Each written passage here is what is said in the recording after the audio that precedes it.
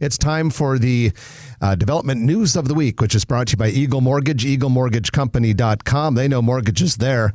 In fact, it's getting to be late February now, so that means the crazy spring home buying season is just about ready to kick off. If you are thinking about dipping your toe into the home buying pool, one of the first things you want to do is stop by Eagle Mortgage, get that pre-approval letter.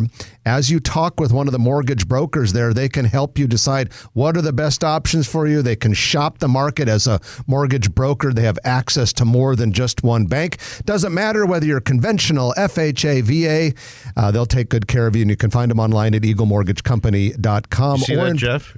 Or in person at 114th and Davenport. Pardon me? Did you see that the feds might have about 3 more rate hikes by the end of the year? And then I was glad to see the last one was only 1/4 of a point as opposed to the 3/4 point increases they had been doing. And I was talking with a couple people at NP Dodge Residential.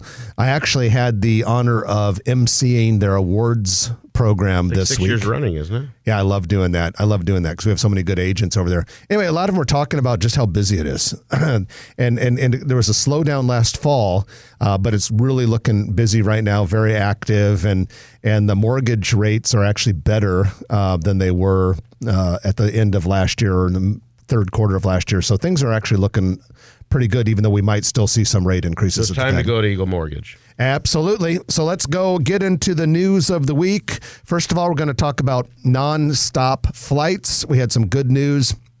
Epley is getting a couple more of those. And the first one that was announced early in the week is a nonstop to Austin, Texas. Which is awesome because it's just the beginning of riot season. Thank you.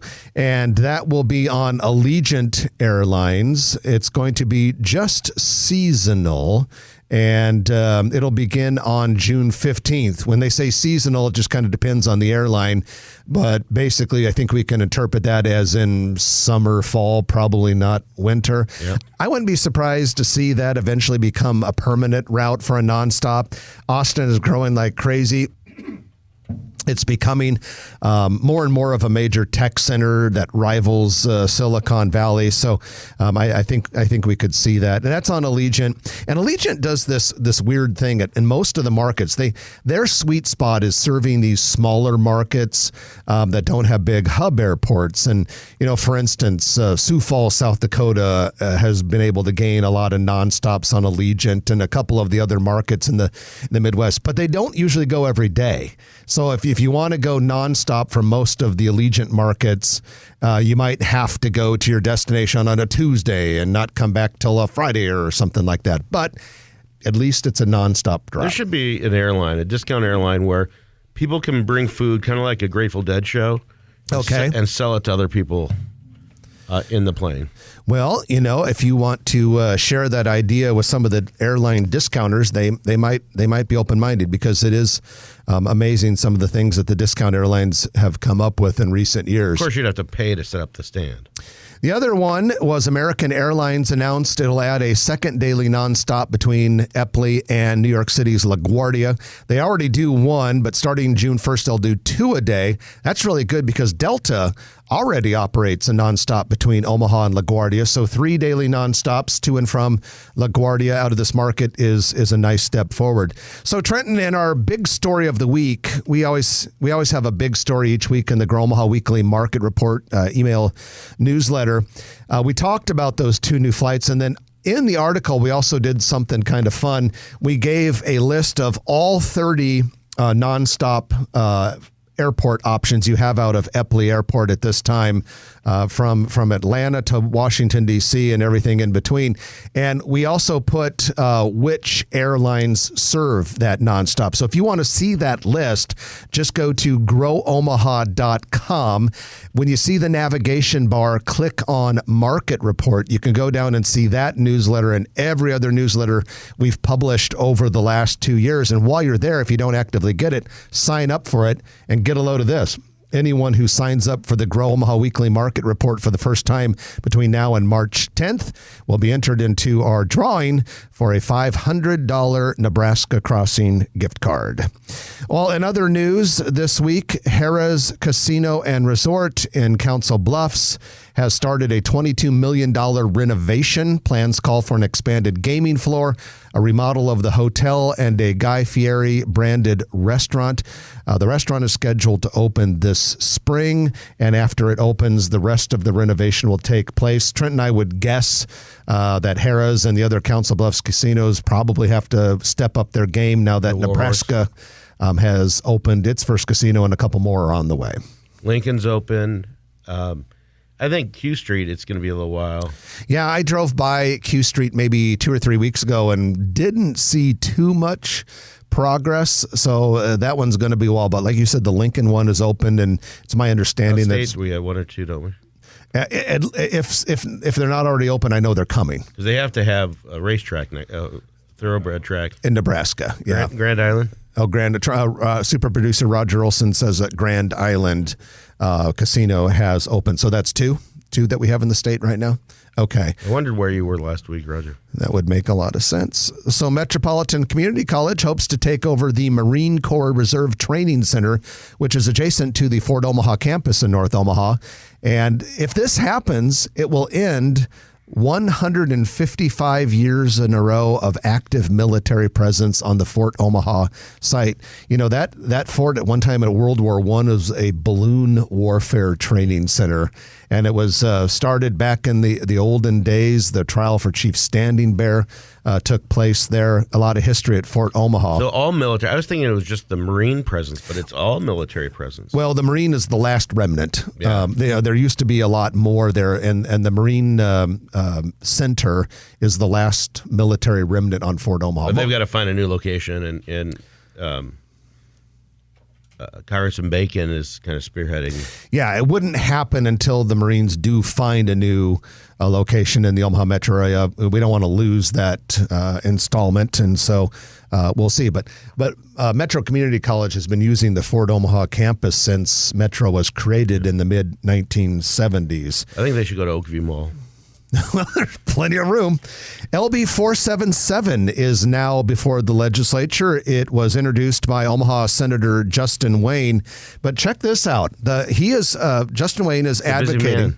He is for a $100 million allocation toward a second route of the Omaha streetcar system. Of course, the first route construction is just about ready to get started. It will connect downtown Omaha to Midtown Crossing to the University of Nebraska Medical Center. This second route would originate at 19th and Farnham Street. It would go north to about Nicholas Street and then head east to 16th Street. And on 16th Street, it would go north, passing the future $60 million industrial park that will be built there as part of the ARPA fund money. It would then go past Carter Lake all the way north of Carter Lake to Fort Street, cut east through what appears to be a residential neighborhood and come in a little bit north of Eppley Airport. It would use the same tax increment financing system that the first route of the streetcar is going to use. One of the cool aspects about it would be a lot of affordable housing. Part of the bill would be to create and to enable affordable housing along the route. We desperately need some more affordable housing. I think most people would agree that society is better when a high percentage of people own property. So that's all good. So let's talk about this, Trent. I think we need to talk about it from a route perspective and what it would do, and then we probably need to talk about it from how realistic is it perspective. And I'll start with the route. I like it. For one thing, I think it's great to connect to the airport. We know from other cities as long as it connects to the airport. Would have to connect to the airport. And I hope for this new, how much are we spending on the airport right now? About $600 million. $600 million. Hopefully, if they're not doing it right now, hopefully part of the plan is to connect the streetcar just to have a lane or whatever they need for that. Well, and if you look at the route, Fort Street comes in noticeably northwest of the Eppley terminal. So something will have to be done there. And then some people would say, gosh, it's a really inefficient route because if you want to connect down to the airport, it would be a hell of a lot better just to go along Abbott Drive, but then you miss out on the economic development benefits. I love what this might be able to do for the near north side. And if you go up 19th Street, it would go past Creighton University. Then if you go east on Nicholas, you'd go right through the Millwork Commons area. So it makes a lot of sense. In a lot of ways, though, it's unfortunate that Carter Lake, the lake, is in the way because it would be better to cut it east further south than north, but there's a lake in the way. And then if you go on Locust Street through their own tunnel through the city of Carter Lake, the problem would be it's a different state, and so that would complicate things terribly. So what are the odds that this will happen? I mean, it's got to be hard to get in the next 2 years. Very little, I think. I think that the horse out of the gate and $306 million or whatever we're spending right now on the 3 miles that we're doing. I understand why while the steel has to be in the streets and the permanency of the streetcar route and all of that. However, the utilitarian value, it would be great if there could be an incubator while the streetcar is going on, that this Justin Wayne's proposed route, if there were buses or things that look like streetcar but had rubber tires on it, and that would be the best way to determine that people are actually using it. Mm-hmm. But again, I know it's better to have the permanency of the rails. Well, yeah, because I think with the current or the first phase, it's an easier argument because the uses on either side of it populations are more of a slam dunk. I mean, you've got downtown Omaha, University of Nebraska Medical Center, which is the largest concentration of jobs probably in the state, and you've got a lot in between and good density along the entire route. There are places along this proposed route where there is very little to almost no density, especially when you get right around the west and north side of Carter Lake. Yeah, it's different. It's like what's coming first, like the jobs and the housing is already on the current route, and the retail and night, all that kind of stuff, and the businesses. This one, you'd be putting it in order to attract the businesses, in order to attract the population, in order to attract the density of multi-story buildings and stuff. So it's a lot harder to get, and the fill out would the absorption, if you will take a lot longer.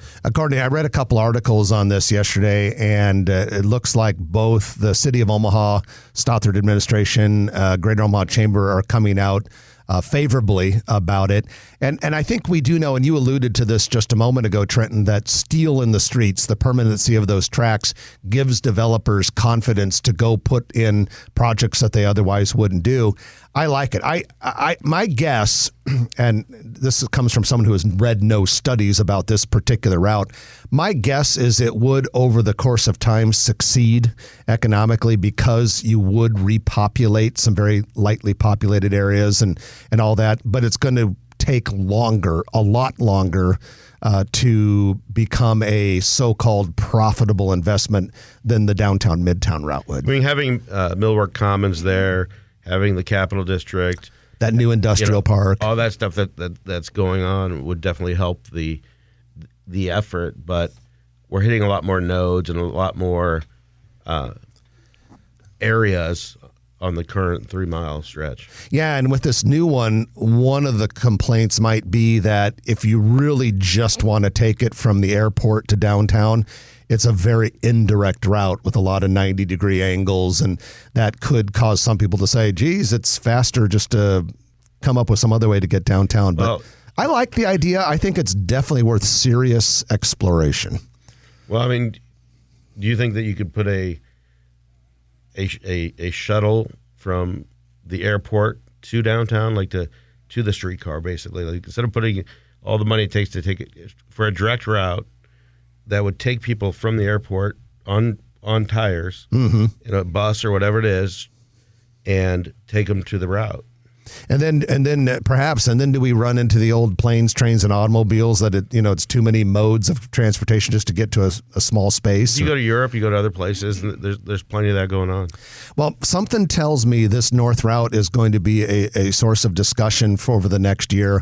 I guess I'm going to approach it kind of optimistically with an open mind. I guess my default opinion is I hope it happens if it makes sense, and I think we could probably come up with a way in which it will, but it's also a lot of money, and it'll be interesting to see. You can rest assured, ladies and gentlemen, that we will be on it, and when it comes to these types of stories, we will report it. I'll tell you what, if another major employer in Omaha, or a new one hopefully, comes, just like Mutual of Omaha did, say, we'll go down here, so we'll go to North Omaha if you build this route. That would help. Yeah. Yeah. So if there is some community-minded institution out there that wants to have an influence, that would probably help. And that, ladies and gentlemen, is your news of the week, brought to you by Eagle Mortgage, EagleMortgageCompany.com. If you like this video, be sure to hit those like and subscribe buttons. And remember, Grow Omaha is not just media. This is a mission. We are trying to build up Omaha and make it an even better place. We can only do that with your help. Share this video with your friends, neighbors, and family.